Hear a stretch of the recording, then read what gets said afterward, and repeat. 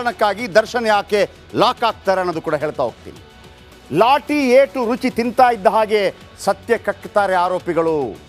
ಅದಕ್ಕಿಂತ ಮೊದಲು 3 ರಾಜಕೀಯ ನಾಯಕರನ್ನ ಸಂಪರ್ಕ ಮಾಡುವಂಥ ಪ್ರಯತ್ನ ಸೋಮವಾರ ಆಗತ್ತೆ. ಆದರೆ ಯಾವಾಗ ಮರ್ಡರ್ ಅಂತ ಗೊತ್ತಾಯ್ತೋ ಎಲ್ಲ ರಾಜಕೀಯ ನಾಯಕರುಗಳು ಕೂಡ ಕೈ ಎತ್ತಿಬಿಟ್ರು.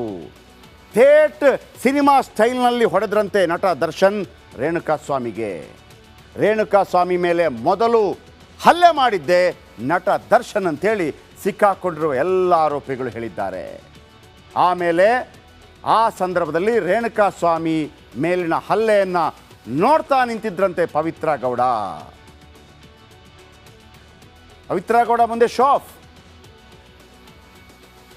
ರೇಣುಕಾಸ್ವಾಮಿ 35-40 kg ಇರುವಂಥ ರೇಣುಕಾಸ್ವಾಮಿಯನ್ನು ಜೋರಾಗಿ ತಳ್ಳಿದಂಥ ದರ್ಶನ್ ಆಗ ಶೆಡ್ನಲ್ಲಿದ್ದ ಲಾರಿಗೆ ತಲೆ ತಾಗಿ ಪ್ರಜ್ಞೆ ತಪ್ಪಿ ಬೀಳ್ತಾನೆ ರೇಣುಕಾಸ್ವಾಮಿಗೆ ಚಪ್ಪಲಿಯಿಂದ ಹೊಡೆಸ್ತಾರಂತೆ ಪವಿತ್ರ ಕೈಯಿಂದ. ಇದೇ ದರ್ಶನ್, ಇದು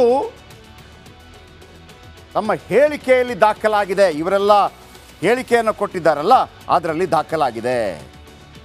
ಆಮೇಲೆ ಮನಸೋ ಇಚ್ಛೆ ಥಳಿಸಿ ಮನೆಗೆ ಹೋದ್ರಂತೆ ದರ್ಶನ್ 3 ಬಾರಿ ಬಂದು ಹೋಗ್ತಾರಲ್ಲ. ಈಗ ನಿಮ್ಗೆ ಗೊತ್ತಿರ್ಬೋದು, ಸಂಜೆ 7:33 ಬರ್ತಾರೆ, 7:36 ವಾಪಸ್ ಹೋಗ್ತಾರೆ, 9:36 ಬರ್ತಾರೆ, ಮತ್ತೆ ಹೋಗ್ತಾರೆ 1.5 ಗಂಟೆ ನಂತರ.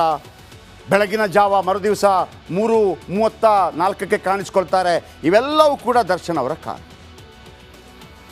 ದರ್ಶನ್ ಹೊಡೆದು ಹೋಗ್ಬಿಡ್ತಾರೆ. ದರ್ಶನ್ ಹೋದ ಬಳಿಕ ನಾವೆಲ್ಲ ಸೇರಿ ಹೊಡೆದ್ವಿ ಅಂತ ಹೇಳ್ತಾರೆ. ನಡಿ ಈಗ ಶುರು ಮಾಡೋಣ. ಕೇಸರಿಯಿಂದ ಮನೋಲ್ಲಾಸ ಮನಸ್ಸು ಮತ್ತೇರಿ ಕುಣಿದಾಡಿದೆ ನೋಡು, ಮನಸ್ಸು ಮತ್ತೇರಿ ಕುಣಿದಾಡಿದೆ ನೋಡು. ಕ್ಷಣ ಕ್ಷಣವೂ ಆಚರಿಸಿ ಕೇಸರಿ ಹಬ್ಬ. ವಿಮಲ್ ಬಾಯಲ್ಲಿ ಹೇಳಿ ಕೇಸರಿ. ನಾವೆಲ್ಲ ಸೇರಿ ಹೊಡೆದ್ವಿ. ಆಮೇಲೆ ಎಣ್ಣೆ ಎಲ್ಲೆಲ್ಲ ಹೊಡೆದಿದ್ದಾರೆ ಮಾಹಿತಿ ಇದೆ. ಎಣ್ಣೆ ಗಾಂಜಾನೋ ಯಾವುದೋ ಶಾಕಿ ಗೊತ್ತಿಲ್ಲ. ರೇಣುಕಾಸ್ವಾಮಿ ಕಾಲು ಹಿಡಿದು ಕಾಂಪೌಂಡ್ಗೆ ಬಡಿದಿದ್ದಾರೆ. ಆತ ಬಿದೋಗ್ಬಿಟ್ಟಿದ್ದಾನೆ. ಅಣ್ಣನಿಗೆ ಇಂಪ್ರೆಸ್ ಮಾಡೋದಕ್ಕೆ ಇದೆಲ್ಲ ಮಾಡಿದ್ದಾರೆ.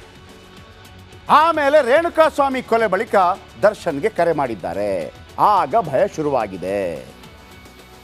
ಆಗ ದರ್ಶನ್ ಆ ಬಾಡಿಯನ್ನು ಏನಾದರೂ ಮಾಡಿ ಮುಚ್ಚಾಕಿ, ಎಲ್ಲಾದರೂ ಬಿಸಾಕಿ ಅಂತ ಹೇಳಿದ್ದಾರೆ. ಅದಕ್ಕಿಂತ ಮೊದಲು ಪೊಲೀಸ್ ಒಬ್ಬರಿಗೆ ಕರೆ ಮಾಡಿದ್ದಾರೆ. ಇದು ಬೇರೆ. ಆ ಪೊಲೀಸ್ ಕೆಲವು ಮಾಹಿತಿ ಹೇಳಿದ್ದಾನೆ. ಏನು ಮಾಡಬೇಕು ಅಂದರೆ ಒಂದು ಮೋರಿಗೆ ಸೇರಿ ಅಂತ ಹೇಳ್ತಾನಂತೆ. ಇದೊಂದು ಮಾಹಿತಿ. ಅಂದರೆ ಬೆಂಗಳೂರಿನಲ್ಲಿ ಜೋರಾಗಿ ಮಳೆ ಬರುತ್ತೆ, ರಾಜಾ ಕಾಲುವೆಗೆ ಎಸೆದು ಬಿಡಿ.